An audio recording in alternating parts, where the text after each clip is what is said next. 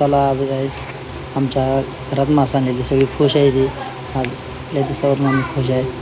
तरी तुम्ही तुमचा प्रेम बघून तुमची जर व्हिडिओला कॉन्सर्न जे आलं चांगला एक नंबर तर आमचा भैयाला घरात आता सगळी घरात आहेत सगळी एक नंबर.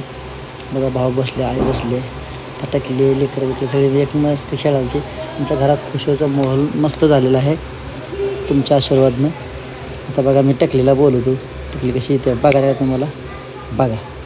चल टकले टकले चल टकले चल चल चल चल चल चल चल ये ये ये चला आमची टकली आलेली आहे. काय सांगा टक्कलचं जर तुम्हाला कॉपी काढायची असली का करा. बघा दात कसे दोन त्याची क्यूटशी दात येते त्याची. तरी आता मी भैया चल भैया ये अरे मारू नको कॅमेरा फुट अरे मारू नको रे लागा ही पोरगं ले करा मग आमच्या घरात फुलं कशी करते.